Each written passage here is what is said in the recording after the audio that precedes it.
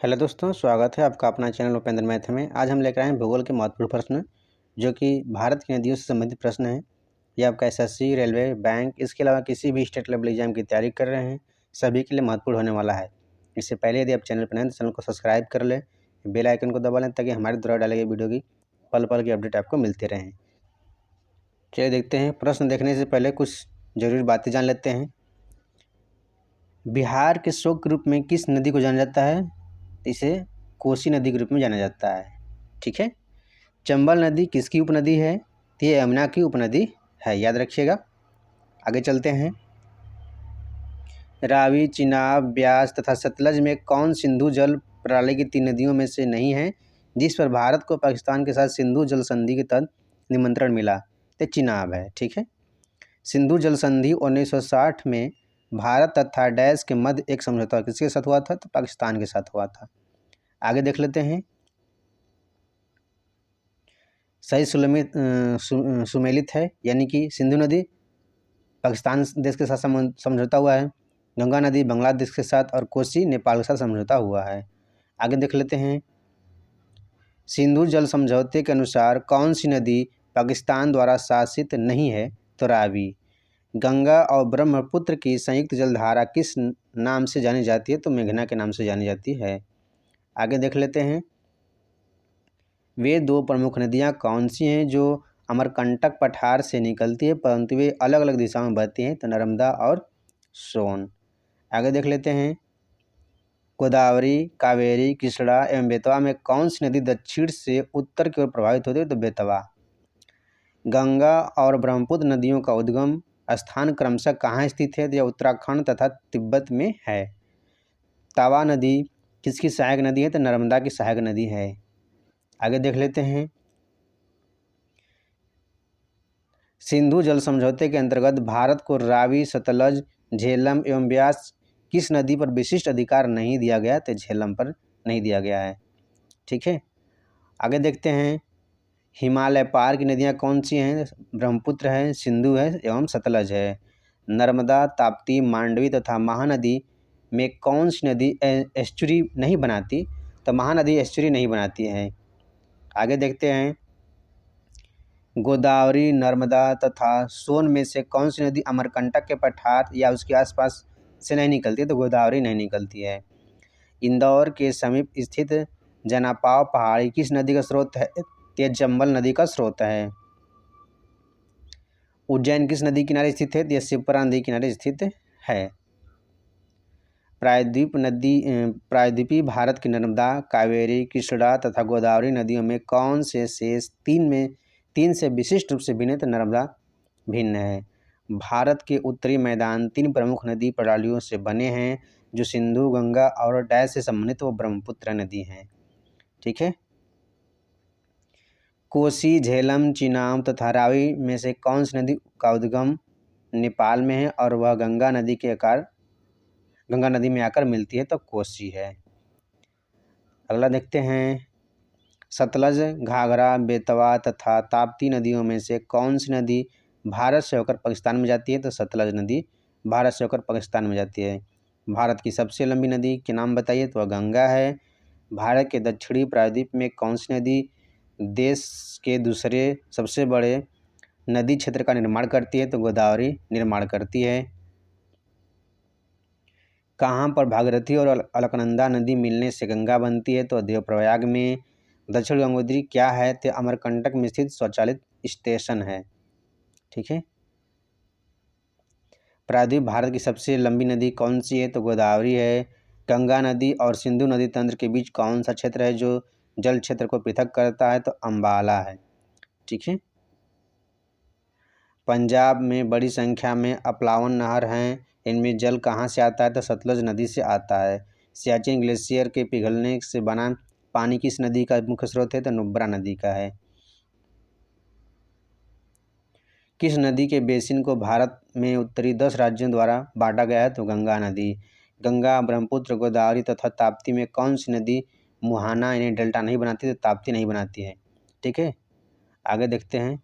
आज का हमारा पहला प्रश्न है, 2 नदियों के बीच उपजाऊ भूमि को क्या कहते हैं? तो इसका उत्तर है ऑप्शन सी, उस भूमि को दोआब कहते हैं। आगे देखते हैं। अगला प्रश्न है, भारत में प्रायद्वीपी नदी से संबंध सबसे ऊंचा निकास बेसिन कौन सा है? तो इसका उत्तर है सी, यानी कि कृष्णा सबसे ऊंचा निकास है। ठीक है, कृष्णा जो है वह महाबलेश्वर चोटी से निकलती है, और नर्मदा जो कि अमरकंटक पहाड़ी से निकलती है। महानदी जो छत्तीसगढ़ के रायपुर जिले के सिंहावा पहाड़ी से निकलती है, और गोदावरी त्र्यंबकेश्वर से निकलती है। याद रखिएगा, सभी महत्वपूर्ण प्रश्न हैं। आगे देखते हैं। अगला प्रश्न है, भारतीय प्रायद्वीप की सबसे लंबी नदी कौन सी है? तो इसका उत्तर है ऑप्शन डी, गोदावरी सबसे लंबी नदी है। इसकी लंबाई कुल 1465 किलोमीटर है। इसकी उत्पत्ति महाराष्ट्र के त्र्यंबकेश्वर से होती है। ठीक है, याद रखिएगा। अगला प्रश्न हमारा है, सभी महत्वपूर्ण प्रश्न हैं, यह आपका सभी एग्जामिनर के लिए महत्वपूर्ण होने वाला है, इसलिए सभी को आप याद रखिएगा। भारत किस नदी को वृद्धगंगा कहा जाता है? भारत की किस नदी को वृद्धगंगा कहा जाता है? तो इसका उत्तर है ऑप्शन बी, यानी गोदावरी को वृद्धगंगा कहा जाता है। अगला प्रश्न हमारा है, निम्नलिखित में से किस नदी को दक्षिण गंगा कहा जाता है? तो इसका उत्तर है ऑप्शन बी, गोदावरी को दक्षिण गंगा कहा जाता है। आगे चलते हैं। अगला प्रश्न हमारा है, नासिक किस नदी किनारे स्थित है? इसका उत्तर है ऑप्शन डी, नासिक गोदावरी नदी किनारे स्थित है। ठीक है, अगला प्रश्न हमारा है, निम्न में से किस नदी का स्रोत भारत से बाहर है? तो इसका उत्तर हो जाएगा आपका ऑप्शन नंबर ए, ब्रह्मपुत्र नदी का स्रोत भारत से बाहर है।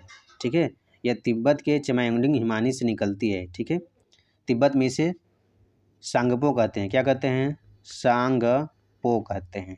ठीक, याद रखिएगा, तिब्बत में इसे सांगपो कहते हैं। अगला प्रश्न देख लेते हैं,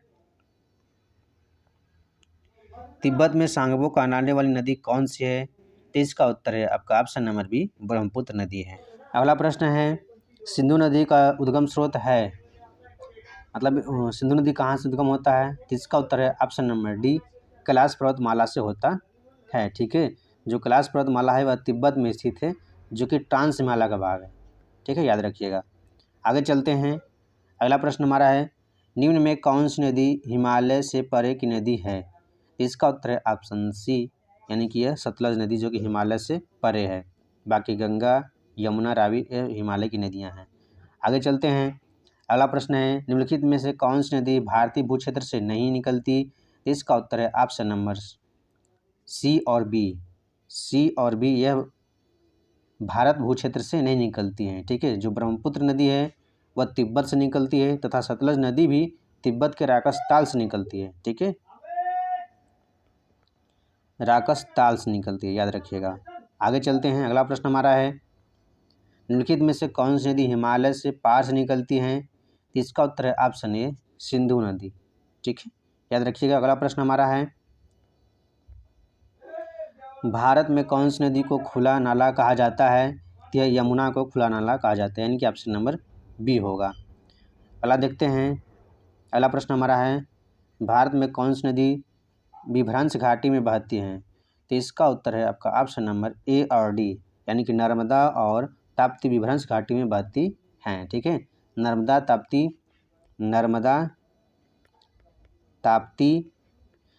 ताप्ती और दामोदर नदियाँ विभ्रंश घाटी में बहती है। ठीक है, याद रखिएगा। अगला प्रश्न हमारा है, भागीरथी और अलकनंदा के संगम पर स्थित नगर हैं? तो इसका उत्तर है ऑप्शन बी, यानी देवप्रयाग स्थित है। अगला प्रश्न हमारा है, भागीरथी और अलकनंदा गंगा में कहाँ पर मिलती है? तो इसका भी उत्तर है ऑप्शन नंबर बी, देवप्रयाग में मिलती है।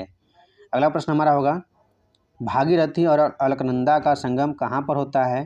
तो इसका भी उत्तर हो जाएगा आपका ऑप्शन नंबर ए, देवप्रयाग में ही होगा। देख लीजिए दोस्तों, सभी प्रश्न बार बार रिपीट होते हैं, यानी कि ये सभी महत्वपूर्ण प्रश्न हैं, इसलिए आप सबको याद रखिएगा।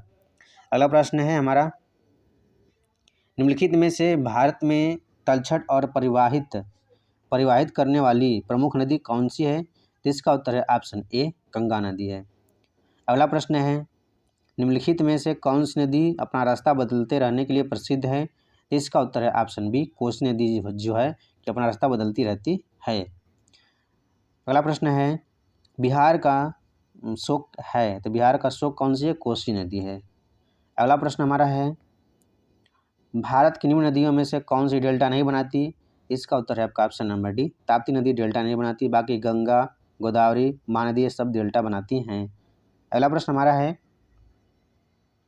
निम्न में से कौन सा राज्य नर्मदा नदी की घाटी का हिस्सा नहीं है? इसका उत्तर है ऑप्शन बी, राजस्थान। अगला प्रश्न हमारा है, प्रायद्वीपीय भारत के निम्नलिखित में से कौन सी नदी अरब सागर में नहीं मिलती? तो इसका उत्तर है ऑप्शन नंबर बी, यानी कि कावेरी जो है ये नदी बंगाल की खाड़ी में मिलती है, ये अरब सागर में नहीं मिलती। बाकी सब पेरियार, नर्मदा, ताप्ती ये सब अरब सागर में जाकर मिलती हैं। अगला प्रश्न हमारा है, इंद्रावती, प्राणहिता और सबरी निम्नलिखित में से किसकी उपनदियाँ हैं? तो इसका उत्तर है ऑप्शन बी, यह गोदावरी की उपनदियाँ हैं, याद रखिएगा। अगला प्रश्न हमारा है, निम्न में कौन सी नदी दक्षिण से उत्तर की ओर बहती है? इसका उत्तर है ऑप्शन सी, यानी कि सोन नदी जो है कि वह दक्षिण से उत्तर की ओर बहती है, याद रखिएगा। अगला प्रश्न हमारा है 26 नंबर, देख लीजिएगा, निम्न युग्मों पर विचार कीजिए, यानी कि इसका मिलान करना है और इसमें क्या आपको निकालना है कि ऊपर दिए गए युग्मों से किस नदी का मिलान सही है, यही आपको देखना है। तो यहाँ पे देख लेते हैं, जो आपका चंबल, यमुना, इसका मिलान सही है। चंबल की मुख्य नदी कौन सी? यमुना। सोन की नर्मदा, यह गलत है। और मानस ब्रह्मपुत्र, यानी कि यह सही है। ठीक है, यानी कि आपको इसका उत्तर हो जाएगा ऑप्शन नंबर 1 और 2, ये दोनों सही है, बाकी दूसरा नंबर गलत है। ठीक है, आगे देखते हैं।